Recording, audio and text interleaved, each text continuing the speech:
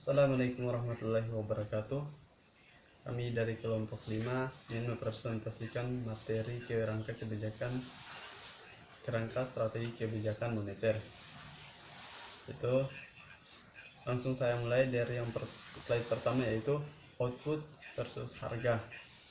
Pemilihan strategi kebijakan dengan prioritas stabilitas output atau harga merupakan isu sentral dalam analisis kebijakan moneter hingga saat ini. Sejarah perkembangan ekonomi moneter mencatat bahwa banyak bank sentral di dunia yang menekankan prioritas stabilitas output, khususnya pada tahun 1970-an dan 1980-an. Selanjutnya itu penerapan sasaran kebijakan moneter. Penerapan sasaran kebijakan moneter ada dua, yaitu penerapan sasaran kebijakan dalam jangka panjang dan penerapan sasaran kebijakan dalam jangka pendek. Penerapan sasaran kebijakan dalam jangka panjang secara teoritis, kemanfaatan dari masing-masing strategi kebijakan dapat dilihat dari perspektif penerapan kebijakan moneter dalam jangka waktu pendek dan panjang. Dalam hal ini diasumsikan bahwa karakteristik perekonomian dalam jangka panjang tidak dipengaruhi oleh shock baik dari sisi permintaan maupun penawaran.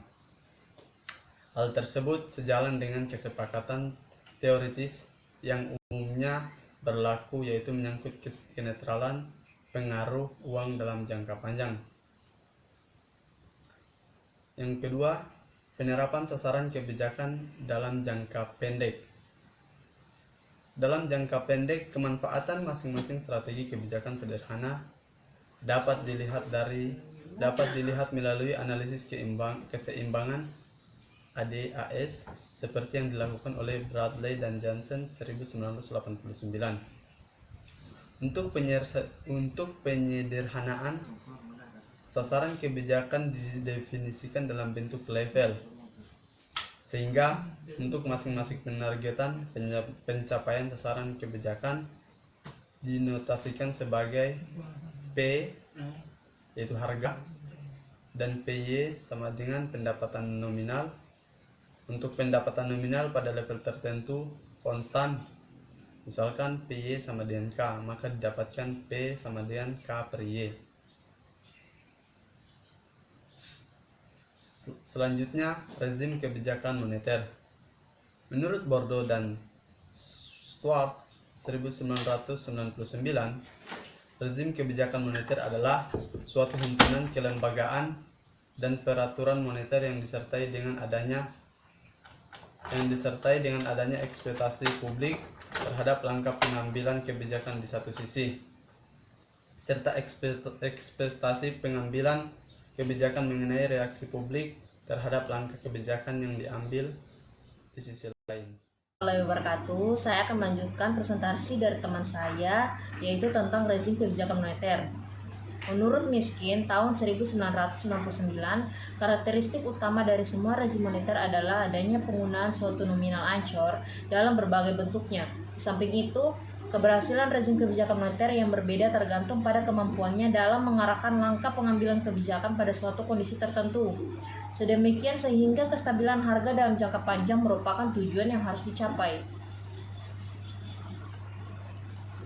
Penargetan nilai tukar. Penargetan nilai tukar adalah strategi kebijakan moneter dengan penargetan nilai tukar berdasarkan pada keyakinan bahwa nilai tukarlah yang paling dominan pengaruhnya terhadap pencapaian sasaran akhir kebijakan moneter. Pada umumnya, strategi ini ditempuh oleh negara-negara yang perekonomiannya relatif kecil, tetapi sangat terbuka seperti Singapura dan Belanda. Dalam pelaksanaannya terdapat tiga alternatif. Tiga alternatif itu yang dapat ditempuh, yaitu yang pertama, dengan menetapkan nilai mata uang domestik terhadap harga komoditas tertentu yang diakui secara internasional. Yang kedua, dengan menetapkan nilai mata uang domestik terhadap mata uang negara-negara besar yang mempunyai laju inflasi yang rendah. Ya, yang terakhir, dengan menyesuaikan nilai mata uang domestik terhadap mata uang negara tertentu ketika perubahan nilai mata uang diperkenankan sejalan dengan perbedaan laju inflasi di antara kedua negara.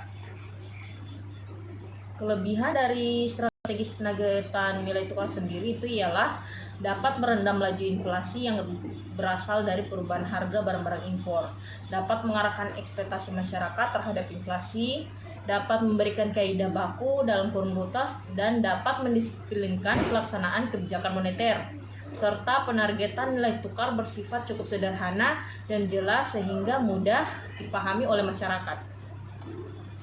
Sedangkan kelemahannya sendiri dari strategis penargetan nilai tukar, yaitu penargetan nilai tukar sendiri dalam kondisi perekonomian suatu negara sangat terbuka dan mobilitas dana luar negeri sangat tinggi, akan menghilangkan independensi kebijakan moneter domestik dari pengaruh luar negeri.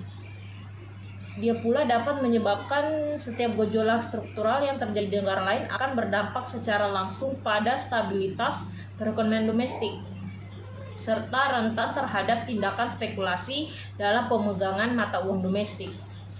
Selanjutnya, penargetan besaran moneter, monetary targeting. Penargetan besaran moneter dilakukan dengan menetapkan pertumbuhan jumlah uang beredar sebagai sasaran antara serta kredit. Kelebihan utamanya itu sendiri dari penargetan besaran moneter adalah dimungkinkannya kebijakan moneter yang independen sehingga bank sentral dapat memfokuskan pencapaian tujuan yang ditetapkan. Selanjutnya, penargetan inflasi, inflation targeting. Penargetan inflasi dilakukan dengan mengumumkan kepada publik mengenai target inflasi jangka menengah dan komitmen bank sentral untuk mencapai stabilitas harga sebagai tujuan jangka panjang dari kebijakan moneter. Dengan menargetkan inflasi sebagai jangka normal, Bank sentral dapat menjadi lebih kredibel dan lebih fokus di dalam mencapai kestabilan harga sebagai tujuan akhir. Yang keempat, strategi kebijakan moneter tanpa jangkar yang tegas.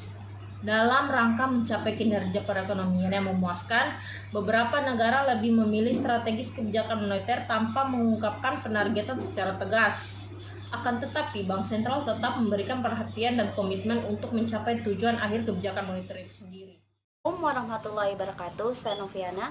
Saya akan melanjutkan presentasi dari teman saya tentang studi empiris dan beberapa isu terkait. Yang pertama, dari tataran empiris, selain mengacu pada kondisi-kondisi ekstrim yang berdasarkan pada hipotesis teoritis tertentu, pengembangan analisis umumnya juga mempertimbangkan kondisi lain yang tidak bersifat kaku, serta mengakomodir beberapa penyesuaian bersifat pragmatis. Yang kedua, menurut Fisher tahun 1996, beberapa fakta empiris yang terjadi menunjukkan adanya kecenderungan pemberian tanggung jawab utama kepada bank sentral untuk mengendalikan laju inflasi. Namun, mengingat pemahaman pelaku ekonomi lebih didasarkan pada sinyal kebijakan moneter yang ditetapkan, maka strategi terbaik untuk merumuskan kebijakan moneter adalah dengan menonjolkan fakta bahwa kebijakan moneter dapat mempengaruhi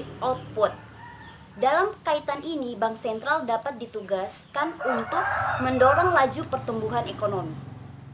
Sekianlah presentasi dari kami. Kurang lebih kami mohon maaf. Assalamualaikum warahmatullahi wabarakatuh.